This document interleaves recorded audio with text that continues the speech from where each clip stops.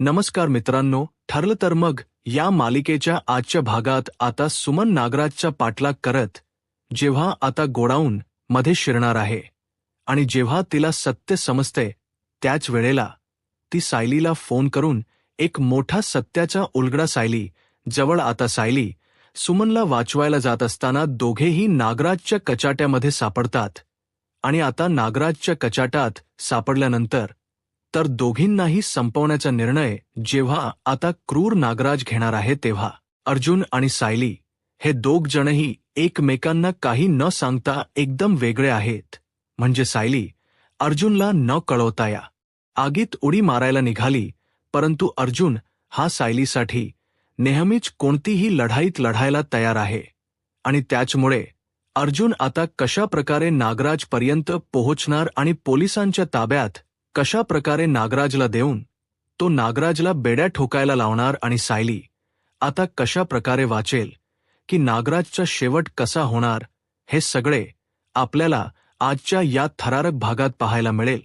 त्यामुळे व्हिडिओ अगदी शेवटपर्यंत नक्कीच बघा. तर आता सुमन हे महिप्तच आणि नागराजच बोलणं ऐकते. म्हणजे 22 वर्षापूर्वीचा जो अपघात होता तो महिप्तने नागराजच्या सांगण यावरून घडवून आणला आहे. म्हणजेच मधुभाऊला जर नागराज संपवू शकतो तर महिप्तलाही संपवू शकतो असं त्यांचं सगळं संभाषण सुमन ऐकते. आता सुमनला काहीही करून हे सायलीला सांगायचं असतं. त्याचमुळे सायलीला ती जेव्हा फोन करते तेव्हा सायलीला हे ऐकून जबरदस्त असा धक्का बसलाय. सायलीला सुमन सांगते की नागराज आणि महिप्त इथे या गोडाऊनमध्ये आहे. सायली, मी तुला इथला पत्ता सांगते. आणि सायलीला ती फोनवर जिथे ती आली तिथला पत्ता सांगते आणि मग सायली तिला म्हणते की काळजी करू नका सुमन काकू, तुम्ही तिथेच थांबा, मी लगेच येते. आता सायली ही हे सगळं बोलत बोलत बाहेर आलेली असते. सायली विचार करते की मी काय करू, घरात तर फंक्शन चालू आहे, सगळ्यांना डिस्टर्ब करणं हे खूप चुकीचं ठरेल. त्यामुळे मी एक काम करते, आता मी कोणालाच काहीच न सांगता इथून निघते. आणि जर मी अर्जुनलाही सांगितलं तर अर्जुन सर मला घराबाहेर पडू देणार नाहीत, मला हा धोका पत्करू देणार नाहीत. आणि तिला भीती असते की जर मला जाऊ दिलं नाही तर सुमनच्या जीवाला काहीतरी धोका होईल किंवा उशीर होईल. सत्य समजण्यासाठी काहीही आता सायली करायला तयार आहे. त्यामुळे आता सायली त्या ठिकाणी पोहोचते जिथे नागराजने महिप्तला डांबून ठेवलेलं असतं. घरात आता सगळं काही प्रसन्न वातावरण असतं. सगळे एकावर एक गेम्स खेळत असतात. सायली ही काहीतरी जाऊन फोनवर बाहेर बोलते हे सगळ्यांना माहीत असतं. त्यामुळे सायलीकडे फारच कोणी लक्ष देत नाही. सगळेजण आपापल्या खेळामध्ये बिझी असतात. तर इथे पूर्णा पण कित्येक दिवसानंतर अशी छान घरात वावरत असते. खूप आनंद असतो म्हणून सायली त्या सगळ्यांना विचारांना लांबूनच बघते आणि बाहेर पडते आणि स्वतःचा फोन घेऊन फक्त ती बाहेर पडलेली असते. आता सायली ही जाऊन भेटते सुमनला आणि सुमन काकू नक्की काय झालंय हे सगळं आता ती तिला विचारत असते. तेव्हा सुमन ही तिला म्हणते की सायली, खरंच खूप मोठा घात झालाय माझ्याच नव्याने. माझा इतका मोठा घात केलाय म्हणजे इतकी वर्ष मी स्वतःला काय करत होते, काहीच प्रश्न विचारू शकत नाहीये. इतकी मोठी गोष्ट मी घडताना पाहिली आणि मला काय करू काहीच कळत नाहीये. अगं सायलीन, आमचे हेच दोषी आहे. सगळ्याला 22 वर्षापूर्वी महिप्तने जो अपघात घडवला तो यांच्या सांगण्यावरून घडवला होता. शिवाय मला आता हेही समजले की मधुभाऊंना मारण्याचं काम हे देखील यांचंच काम होतं. आता हे ऐकल्यावर सायलीला जबरदस्त धक्का बसतो आणि सायलीच्या हातातला जो मोबाईल असतो तो खाली पडतो आणि त्या मोबाईलचा आता जो आवाज असतो तो नागराज ऐकतो. तो आवाज ऐकल्यानंतर आता नागराज हा विचार करतो की इथे आता कोण आहे. मगाशी पण मला आवाज आला, आता पण आला नक्की आहे, तरी कोण इथे इतके दिवस तरी कसलाही आवाज आला नव्हता. पण अचानक आज हा आवाज कसा कसा काय आला असा प्रश्न त्याला पडतो. म्हणूनच तो पुढे पुढे जात येतो. आता पुढे आल्यानंतर त्याला समोर दिसते ती म्हणजे सुमन आणि सायली. आता सुमनला समोर पाहिल्यानंतर तो राक्षसाप्रमाणे हसायला लागतो. म्हणतो की सुमन, मला वाटलंच होतं तू ना काहीतरी नक्कीच करणार आहेस. बघ, माझा पाठला करत इथपर्यंत आलीस ना. तेव्हा मग महिप्त हसायला लागतो आणि म्हणतो की काय कराल आता, नागराशी स्वतःची बायको तुमच्या विरोधात उभी राहिली, बघ आता काय करताय. त्यांनाही असंच बांधून ठेवताय की काय करताय. तेव्हा मग मुद्दामच महिप्त त्याला नागराजला छेडण्याचा प्रयत्न करत असतो, कारण की इतके दिवस नागराजने महिप्तला खूप त्रास दिलेला असतो, म्हणूनच महिप्त हा त्याला मुद्दामच दिवसण्याचा प्रयत्न करत असतो. आता नागराज त्याच्याकडे लक्ष देत नाही. नागराज राज म्हणतो की सुमन, तुला इथे येण्याची काय गरज होती? तू कशाला आलीस इथे, सांग मला. तेव्हा सुमन म्हणते की कशाला आली म्हणजे इतकं मोठं सत्य तुम्ही लपवून ठेवलं आणि का केलं? तसं सांगा ना. इतके वर्ष तुम्हाला दादांनी सांभाळलं, घरात ठेवून घेतलं, घरात कुठल्याही प्रकारचा त्रास होऊ दिला नाही. आपल्या लहान भावाला काही त्रास होऊ नये म्हणजे सगळं काही पुरवत राहिले. तुम्हाला राहायला घर दिलं, डोक्यावर छप्पर, अन्न, सगळं काही दिलं, आणि तुम्ही मात्र त्यांच्याबरोबर असं का वागलात? याचा राग आता खूप जास्त तिला येत असतो. तेव्हा मग नागराज बोलून दाखवतो की का हेच तर मला नकोय. अगं, मला आश्रितासारखं त्या घरात राहायचं नाहीये. मला तिथला राजा व्हायचंय, राजा, त्या किल्लेदाराचा घरचा राजा व्हायचाय मला. आणि त्यासाठीच माझ्या मार्गातला मोठा काटा आणि माझ्या त्या प्रॉपर्टी मधला मोठा काटा तो म्हणजे रविराज किल्लेदार आणि त्याची बायको होती. आणि त्या दोघांनाही मला संपवायचं होतं, आणि त्यासाठीच मी हे सगळं घडवलं, समजलं. त्याच्या बायकोला मला कायमच संपवायचं होतं आणि त्यामुळे मी हे सगळं कटकारस्थान घडवून आणलं आणि त्यांचा अपघात घडवून आणला होता. सुमन, तू मूर्ख बाईस, मूर्ख. तुला कसलीही महत्वाकांक्षा नाही. समजलं, मला महत्वाकांक्षा आहे आणि त्यामुळेच मी दाताला संपवण्याचा प्रयत्न केला, पण तो डाव अयशस्वी ठरला आणि कृपेने ते वाचले. खरं पण आता मला हे संपवायचं म्हणजे आता तुला हे कळलं ना, कारण त्या घरात अजूनही मला माझं स्थान मिळवता येईल. मी अजूनही गप्प बसलेलो नाहीये. कधी ना कधी तरी माझ्या हाती वेळ येईल आणि ती वेळ मी दवडू देणार नाही. त्यामुळे आता तुला मी संपवणार हे नक्की. सायली मागे लपलेली असते. ती पटकन पुढे येते आणि म्हणते की 1 मिनिट नागराज काका, आम्हाला खरंच असं वाटलं नव्हतं की तुम्ही इतके विचित्र निघाल. म्हणजे महिपच्या मैत्रीत तुम्ही आहात हे माहीत होत आम्हाला, पण तुम्ही हे आत असे विचित्र वागू शकता हे आम्हाला कधीच वाटलं नव्हतं. कारण बिचारी सुमन काकू इतकी भोळी आणि तुम्ही तिच्या आयुष्यात राक्षसासारखे वावरतायत. तेव्हा मग तो म्हणतो की राक्षस, अग सायली, तू पण इथे आलीस. जाऊ दे, मला वाटलं होतं की तू तरी हुशार अशील. निदान या सगळ्या गोष्टी या एकटीने हडल करायच्या नसतात. आणि अर्जुनला तर काही सांगितलं नशीलच ना, म्हणूनच तर तो इथे आला नाही. त्यावेळेला मग सुमन म्हणते की हो, मीच बोलावलं तिला. आता तो सुमनला बोलतो की सुमन, फार मूर्खपणा केलास तू. बघ, तुला माहीत नाहीये की आता हे काय होऊ शकतं ते. आता तुम्हा दोघींना मी जिवंत सोडणार आहे का, मला सांगा. तर त्या दोघीही आता घाबरतात त्याच्याकडे बघून. इथे कल्पना आणि बाकीचे सगळे खूप घरात आनंदात असतात. एकावर एक गेम्स सुरू असतात. परंतु हळूहळू अर्जुन आजूबाजूला बघतो, बाहेर जाऊन बघतो, तर त्याला कुठेही सायली दिसत नाही. तो विचार करतो की सायली कुठे गेली असेल, मगासपासून ती कुठेही दिसत नाहीये. तर आता इथे नागराज हा सुमन आणि सायली दोघींनाही एका ठिकाणी ठेवतो आणि त्या दोघींना म्हणतो की इथे गपचूप बसून राहायचं, समजलं. जास्त आरडाओरड करायची नाही, नाहीतर इथल्या इथे हाला संपेल. आता जे काही छानपैकी गेम्स खेळ चालू असतात त्यावेळेला अर्जुन हा बाहेर एकटाच येऊन सायलीला शोधू लागतो. तितक्यात त्याच्या मागे मागे चैतन्य पण येतो आणि विचारतो की अर्जुन, अरे काय झालं, तू असा बाहेर का आलास एकटाच? तेव्हा मग अर्जुन म्हणतो की अरे चैतन्य, मगाशी तर सायली इथे होती. ती फोनवर बोलत बोलत बाहेर आली होती.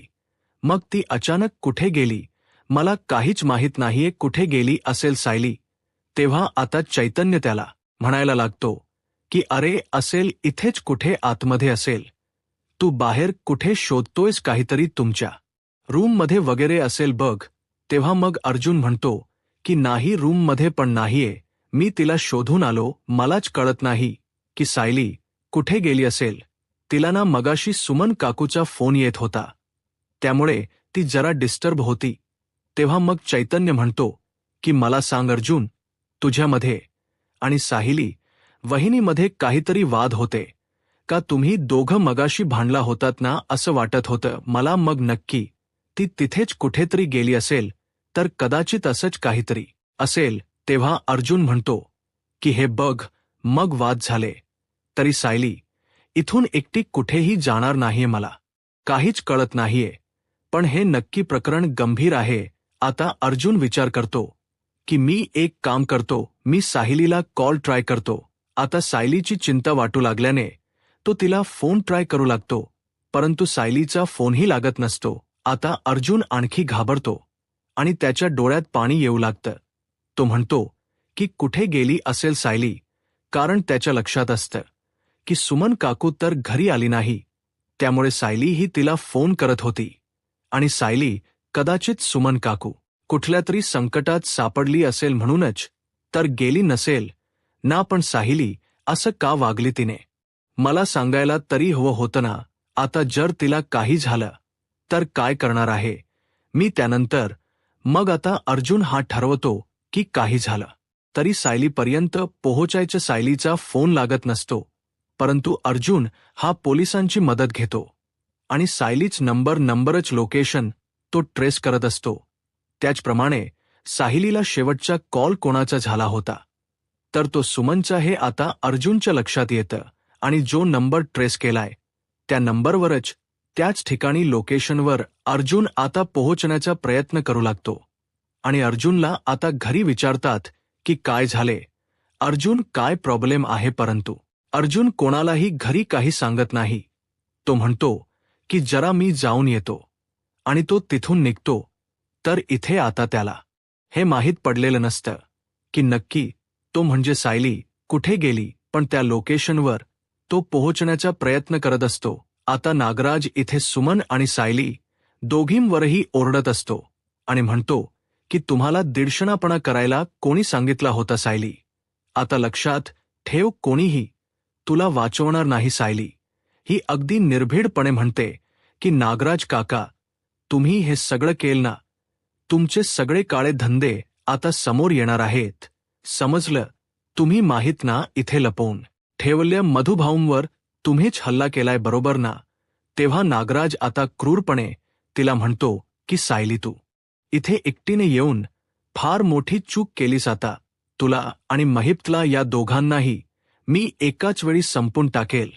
तेव्हा आता नागराज हा सायलीच्या पुढे चालत चाललेला असतो. नागराज अगदी पिसळल्यासारखा बोलतो, खूप शानपणा केलात ना दोघींनी, की सुमन हिने तुला सांगितलं आणि तू वाघिणीसारखी इथे धावून आलीस काय सायली? आणि आता या महिप्त सोबत तुमची ही रवानगी कायमची मी वरती करतोच.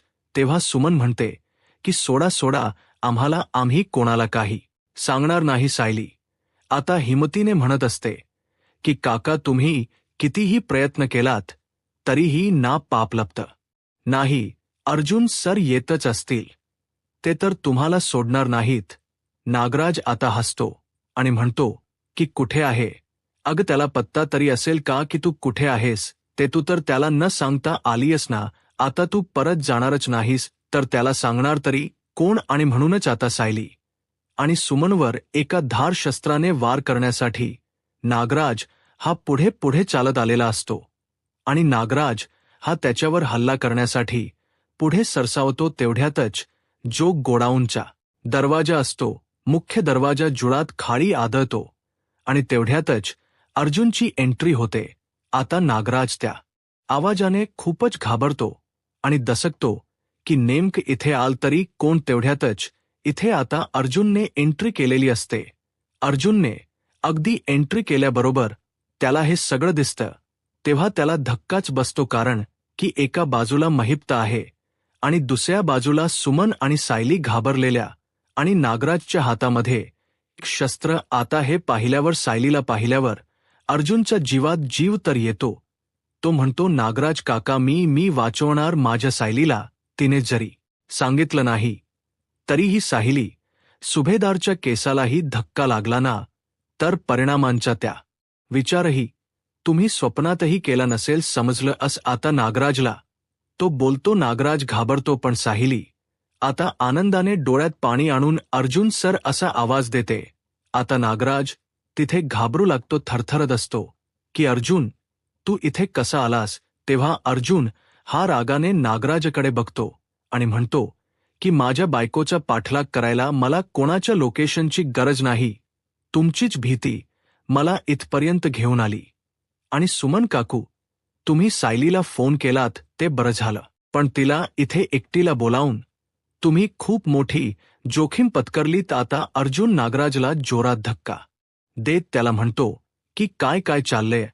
तुम्हाला काय वाटलं होतं की तुम्ही हे सगळं सावधानपणे करू शकाल. महिप्तला तुम्हीच किडनप करून ठेवलं आणि सायली आणि सुमन काकूला आता तुम्ही संपवायला निघाले होते. किती करणार आहात तुम्ही. आणि इतक्या गोष्टी तुम्हाला काय वाटलं की लपून राहणार आहेत का. अजिबात नाही. काही झालं ना तरीही कायदा हा तुमच्यापेक्षा मोठा आहे आणि खूप जास्त जवळ आहे. त्यामुळे तुम्ही काही केलत नागराज काका तरीही तुम्ही वाचू शकणार नाही. मी एक वकील आहे आणि वकिली बुद्धी मला हे शिकवते की एखाद्या माणसाला जितका सैल सोडता येईल तेवढं सोडायचं. कारण एखादा गुन्हेगार हा जितका सैल सोडूना तेवढेच जास्त पुरावे समोरच्याला देत जातो आणि तितकाच तो कोंडीत अडकला जातो. आणि आज तुमच्या बाबतीत तेच झालं नागराज काका. आज तुझा अंत झाला म्हणून समज.